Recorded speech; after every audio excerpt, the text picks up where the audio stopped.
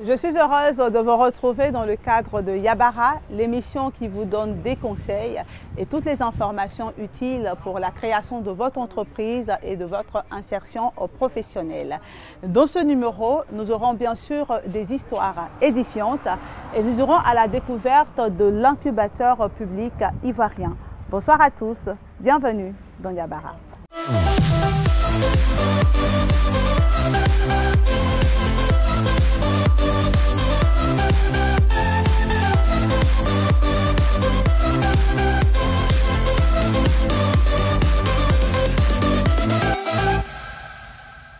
Notre boss de ce soir, c'est Ouattara Nissé. Il est resté au chômage pendant 2 ans après avoir obtenu un BTS en ressources humaines et communication.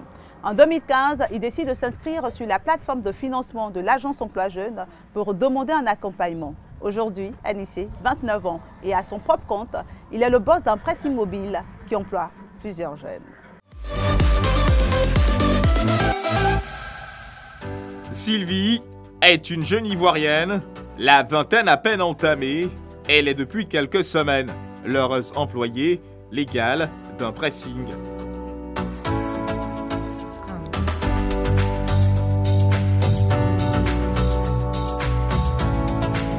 Avec elle, 2 autres travailleurs tout aussi légaux que reconnus par les autorités compétentes. Ils ont en commun le même employeur. Leur boss, c'est lui, Ouattara Nissé, 29 ans, propriétaire du pressing. Pour ouvrir son affaire, Nissé a bénéficié du soutien de l'agence Emploi Jeune. L'agence Emploi Jeune n'est pas cachée pour les Ivoiriens, donc j'ai pu m'approcher effectivement des personnes qui s'y trouvent pour mieux m'instruire sur la manière de bénéficier des prêts et autres au niveau de l'agence Emploi Jeune. Il faut le dire qu'on ne perdait rien. Il s'agissait de s'inscrire sur la plateforme et puis de soumettre son projet. Si ça prend, tant mieux. Dans le cas contraire, on continue notre petit bonhomme de chemin. Donc c'est ainsi que j'ai soumis le projet de pressing à l'agence Emploi Jeune. J'ai bénéficié de 4 613 000 pour pouvoir mettre en place le projet. Le processus d'obtention de financement mis en place par l'agence Emploi Jeune est assez strict. Pour franchir toutes les étapes et en devenir bénéficiaire, Nissé a dû proposer un projet novateur, original et utile. Lorsque j'ai présenté le pressing à ceux qui devaient me financer, c'est avec un ensemble d'éléments qui permettaient à ceux qui devaient me financer de m'avoir confiance. C'est-à-dire mon pressing est mobile.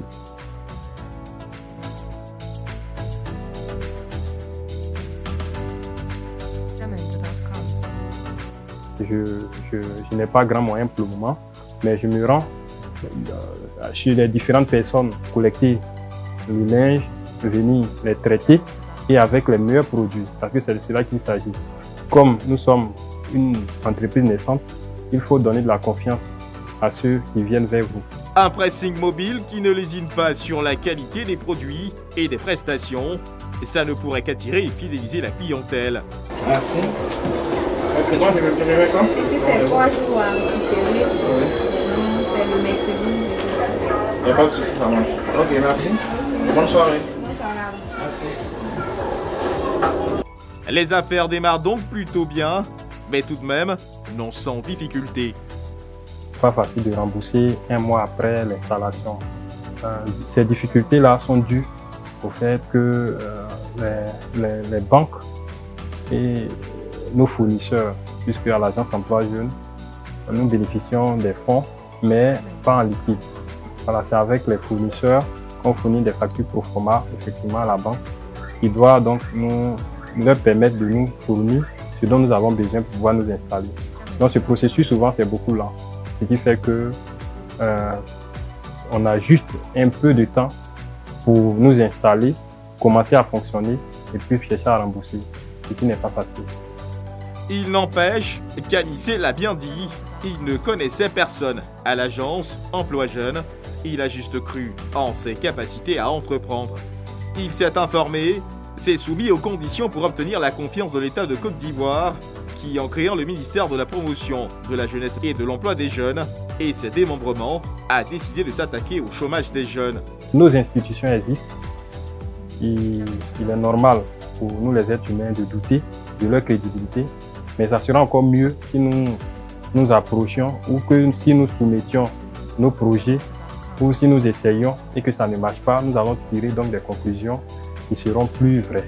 Je ne connais personne à l'agence emploi jeune, ni à l'extérieur ni à l'intérieur, mais aujourd'hui, j'ai pu m'installer et Dieu fait grâce, je crois que je peux me lever le matin, venir au travail et puis essayer donc de repartir à la maison avec quelque chose. Anissé est une preuve que les différentes actions entreprises portent des fruits. Il a 29 ans et se fait appeler à juste titre le boss. Si comme Anissé, vous avez un projet innovant, vous avez la possibilité de bénéficier de l'appui de structures d'accompagnement et de création d'entreprises. On les appelle les incubateurs. Dans le cadre de la mise en œuvre de la stratégie de développement des PME, l'État de Côte d'Ivoire a créé des incubateurs publics. Dream Factory est le premier incubateur public de Côte d'Ivoire. Nous avons rencontré son responsable Ismaïla Cissé qui nous explique les avantages de se faire accompagner par un incubateur pour un porteur de projet.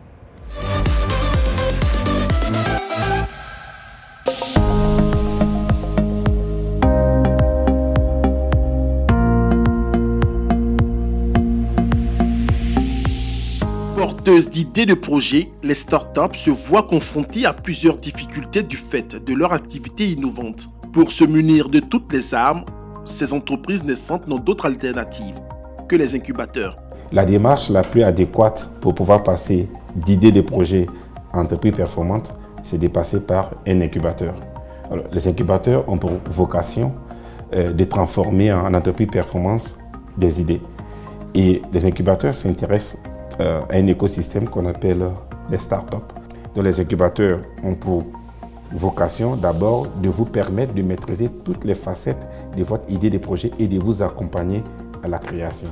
Parmi les incubateurs enregistrés sur toute l'étendue du territoire, l'on peut compter Dream Factory de l'agence Côte d'Ivoire PME, un incubateur public avec un fonctionnement particulier. Donc vous entrez dans un plan d'incubation au niveau de l'agence Côte d'Ivoire PME ou d'un plan d'accélération.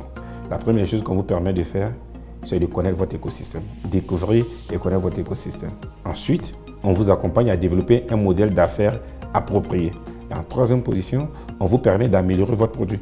Votre produit qui soit vraiment différencié de l'existant. Et finalement, on vous accompagne à lever des fonds pour pouvoir financer votre projet d'entreprise et à pouvoir exercer. Et toutes ces étapes-là rentrent dans un modèle d'affaires qui était un modèle de fonctionnement en réseau. Donc, chez nous, l'entrée se fait toujours par un appel à manifestation d'intérêt. Donc, ça, c'est vraiment la porte d'entrée. Donc, nous procédons à un appel où nous invitons les PME ou bien les startups qui sont concernées par la problématique évoquée à pouvoir manifester l'intérêt et à pouvoir proposer les produits qu'elles ont. Tout ceci est possible si, bien sûr, vous continuez de croire en votre projet. Aujourd'hui, nous avons la découverte d'une jeune Ivoirienne qui n'a jamais cessé de croire en son rêve. Elle a réussi à créer le premier webzine féminin ivoirien qui a aujourd'hui 9 ans d'existence. Il s'agit d'Ayana Webzine, que vous connaissez certainement. Ami Ouattara Kwame fait partie des 35 jeunes innovateurs de l'espace francophone. Écoutons son histoire.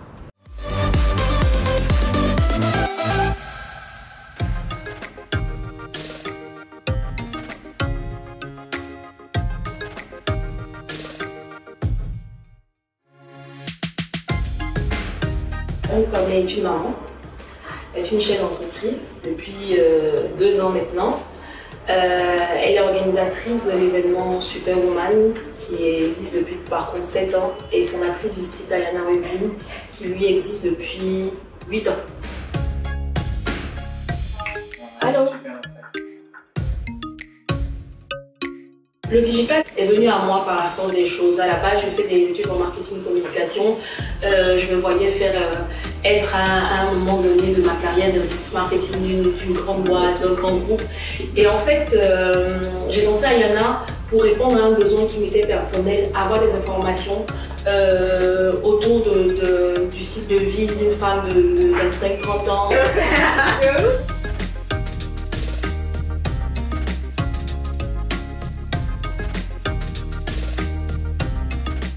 On a lancé le magazine comme ça, en ligne, tout simplement parce qu'il n'y avait pas les moyens de faire des impressions. Voilà. Il y a eu des moments où il n'y avait plus de rédactrices, par exemple, sur le site. et que j'étais en train de me dire bon, ok, je vais fermer, je vais arrêter, je vais continuer de travailler pour mon employeur classique, tout ça. Et que finalement, j'ai été motivée par mon entourage. Vraiment, il ne faut pas abandonner. Je ne sais pas, mais il ne faut pas abandonner. Quand on est sûr que ce qu'on va faire va apporter, il ne faut pas abandonner. Donc moi, je n'ai pas eu de prêt bancaire, mais je suis là devant vous. Jusqu'à aujourd'hui, je cherche encore des investisseurs. Mais quand je vais vers eux, ils veulent comprendre l'activité, ils veulent comprendre le business. Donc je travaille encore dessus à trouver une solution. Pendant ce temps, je ne m'arrête pas. Je vais rencontrer des gens, je participe à des événements. Je parle beaucoup de mon activité à mon entourage. Donc en fait, il ne faut pas se fermer. Donc tout dépend de l'approche que vous avez. Et il ne faut pas non plus s'asseoir et se dire je n'ai pas d'argent, je ne peux pas faire.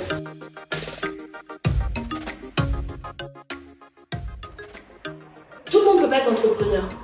N'essayez pas d'être entrepreneur parce que c'est la mode. Qu'est-ce que vous allez apporter comme valeur?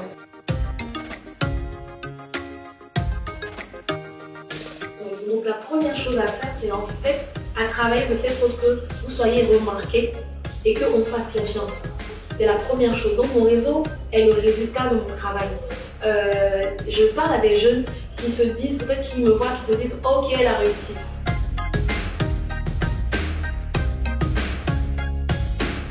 Il faut croire en soi, il ne faut pas relâcher.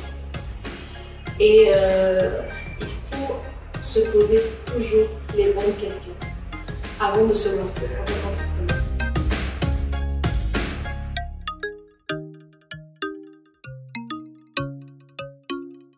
J'espère que ces histoires vous inspireront pour la création de votre entreprise et pour la réalisation de votre rêve. J'ai été très ravie de vous présenter cette émission. Je vous dis à très bientôt pour un autre numéro de Yabara. Voici les offres d'emploi disponibles sur la plateforme de l'agence Emploi Jeune, AEJ. Caméraman en CDI, niveau de formation Bac+5, expérience professionnelle, minimum 4 ans. Exigence, bilingue anglais-français. Journaliste reporter en CDI, niveau de formation Bac+5, expérience professionnelle minimum 4 ans, exigence bilingue anglais-français.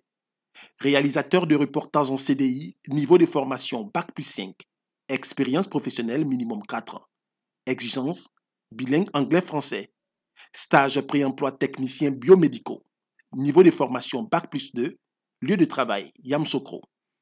Stage pré-emploi sage-femme, niveau de formation Bac+2, lieu de travail Yamoussoukro. Stage pré-emploi infirmier, niveau de formation Bac+2, lieu de travail Yamoussoukro.